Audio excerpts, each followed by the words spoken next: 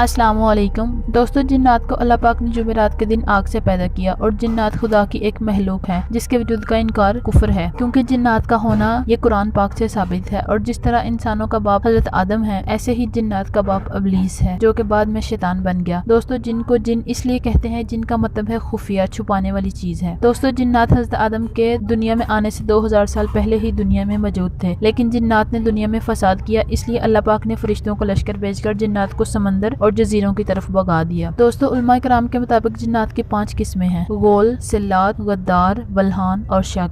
गोल जिनको गफरियत भी कहते हैं और ये सबसे ताकतवर खतरनाक जिन है जो किसी से नहीं डरता और ये जंगलों में रहता है और शक्ल बदलने की ताकत रखता है। सिल्लात जिन, ये जिन भी जंगल में रहता है और इंसानों को देखते ही नाचने लगता है और खूब तंग करता है। गद्दार जिन, ये जिन ज्यादातर मिस्र और यमन के इलाकों में होता है और ये इतना खौफनाक होता है कि इसको देखते ही इंसान बेहोश हो जाता है। बल्हान, ये जिन समुद्री जजीरों में रहता है और कोई इंसान हाथ लग जाए तो उसे खा जाता है। शक, ये जिन बच्चों के कद का होता है और रास्तों में रहता है और मुसाफिरों को तंग करता है। दोस्तों, बाकी बहुत से जिन्नात ऐसे भी हैं जो हमारे घरों या घर छत पर और वॉशरूम में रहते हैं और काफिर जिन्नात गंदी जगह पर रहना पसंद करते हैं। अल्लाह पाक से दुआ है कि अल्लाह हमें इनके शर से महफूज फरमाए और जब भी घर में दाखिल हों या कपड़े पहने, खाना खाएं, वॉशरूम जाएं तो बिस्मिल्लाह जरूर पढ़ें, इससे आप महफूज रहेंगे। दोस्तों, जिन्नात के बारे में आप कुछ भी जानना चाहते हैं तो अपना सवाल कमेंट में करें। खुदा हाफिज।